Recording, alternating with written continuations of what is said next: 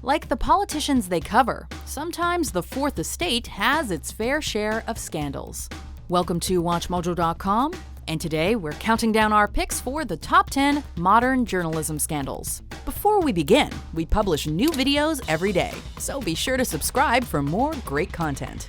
For this list, we're taking a look at scandals that go against the journalistic ideal of reporting news accurately and fairly, whether in print or broadcast.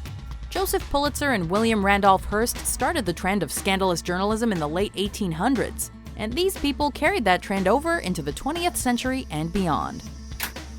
Number 10. Columnists on the Bush administration payroll. I know full well we're dealing with a determined enemy. In 2005, some investigative reporters did some digging and found that a few of their fellow journalists had engaged in shady dealings with the George W. Bush administration. At least 3 conservative columnists had received taxpayer dollars as an inducement to write favorably about specific White House initiatives, like No Child Left Behind and the promotion of marriage. One of the columnists, Armstrong Williams, was paid a whopping $241,000. He later apologized, and his column was canceled. The others, Maggie Gallagher and Michael McManus, got off with a slap on the wrist. Number 9. The Sun's coverage of the Hillsborough disaster. The thing that you can never forget is the 96 people, men, women and children, they went to a football match and they didn't come home. 96 people died and hundreds were injured when overcrowded central pens collapsed at a semi-final football game between Liverpool and Nottingham Forest at Hillsborough Stadium in 1989. 4 days later, The Sun ran a front-page story entitled "The Truth," claiming drunken Liverpool fans attacked and urinated on rescue workers as they tried to revive victims, and picked the pockets of injured people. However, these reports contradicted eyewitnesses, who claimed that fans, including those from Liverpool, helped first responders by administering first aid. Experts also reported that the urine was probably coming involuntarily from crushed fans. The Sun later apologized, but many Liverpool shops still refused to carry it.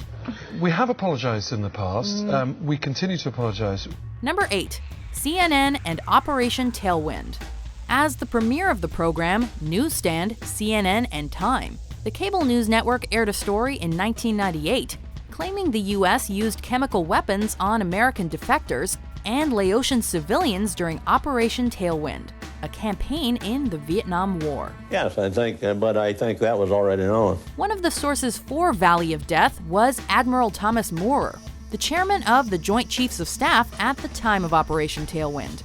However, he claimed he'd never confirmed the use of chemical weapons to CNN, and stated that he felt he was asked trick questions. 1 month later, CNN retracted the report due to, quote, insufficient evidence. 2 producers were fired, 1 reporter was reprimanded, and another producer resigned. We were accused of killing civilians and possibly killing some of our own people who were POWs. Number 7. News of the world and phone hacking. Parents were going through the most awful experience. Prince William suspected his voicemail had been hacked in 2005, so the following year an investigation was launched. And it soon became clear that the phones of celebrities, members of the royal family, and politicians had been accessed by reporters. In 2011, the scandal came to a head when it was revealed that News of the World journalists hacked the phone of murdered schoolgirl Millie Dowler. Allegations continued, with reports surfacing of the paper hacking the phones of relatives of deceased British soldiers, as well as victims of the 2005 London bombings.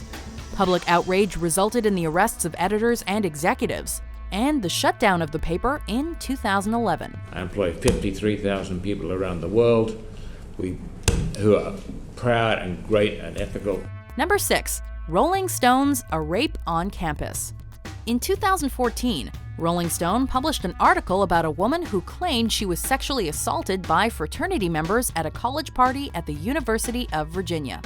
As a result of the article and subsequent media attention, the university suspended the frat in question. However, when other journalists later looked into the article, they found multiple discrepancies and questioned why testimony from other students was not included. When I spoke to experts, they told me that the scary truth is that if you dig deep enough, really in any campus, this is probably what you will find. It was also reported that the victim had fabricated the incident to catfish another student she was romantically interested in. Rolling Stone pulled the article, replacing it with a report that discredited the original story and issued multiple apologies. Even so, the magazine also found itself named in several lawsuits alleging defamation. Number 5. Brian Williams and the Iraq War. We asked the U.S. Army to take us along on an air mission. They accepted. Former NBC nightly news anchor Brian Williams came under fire in 2015 after incorrectly recounting an experience he'd had in Iraq in 2003.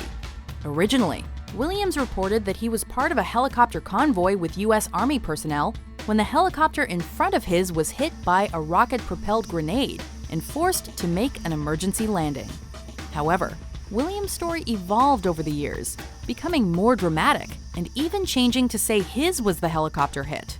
Ultimately, in 2015, several veterans who were in the convoy told a military newspaper that Williams' retelling was false. The newsman apologized and was suspended for 6 months from nightly news. I own this. I own up to this. Number 4. Jimmy and the Washington Post. Jimmy's World was a 1980 Washington Post article that detailed the story of an 8-year-old heroin addict. The article went viral, or whatever the 80s equivalent would be, prompting police to conduct a citywide manhunt that resulted in nothing. The following year, the author of the article, Janet Cook, won a Pulitzer Prize, and her story was reprinted all over the world. However, after the Post found inconsistencies with Cook's academic credentials and pressed her, she confessed that Jimmy never existed. Take us to the house of this little kid, and she couldn't do it. After the fabrication was found out, Cook resigned and returned her Pulitzer, something that had never been done before. Number 3. CNN withholding info on Saddam Hussein.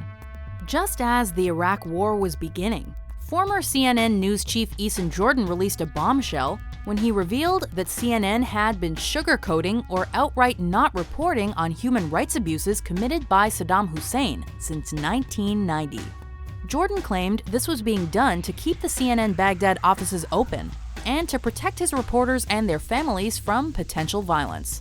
He even alleged that one Iraqi cameraman was abducted and brutally tortured. Critics bashed Jordan, arguing that this information could have been used when the U.S. was debating whether to remove Hussein from power.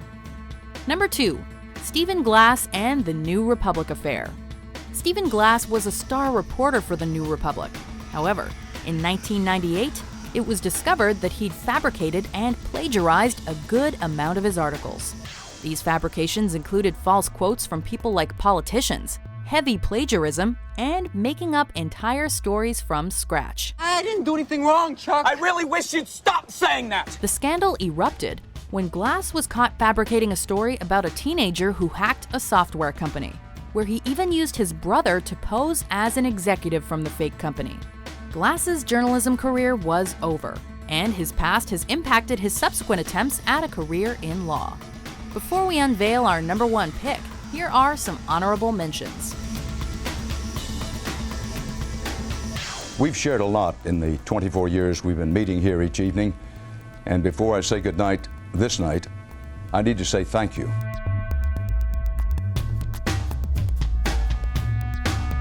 Number 1. Jason Blair and the New York Times fabrication scandal. The next step was to find out who had written what about the person. This is the scandal that the New York Times called, quote, a low point in the 152-year history of their own newspaper. 27-year-old Jason Blair seemed to be at the start of a brilliant journalistic career when things suddenly fell apart in 2003. After similarities were pointed out between one of Blair's recent articles and a piece in another paper, the Times looked over the reporter's other work. In at least 36 articles, there was evidence of plagiarism, misstatements, and outright fabrication. And I told her, and she said, "You need to resign right now." Blair, and 2 editors who promoted him while ignoring warnings from other editors, were swiftly dismissed. After his firing, the Times published a 7,000-word article detailing Blair's misdeeds. Do you agree with our picks? Check out these other great clips from WatchMojo and subscribe for new videos every day.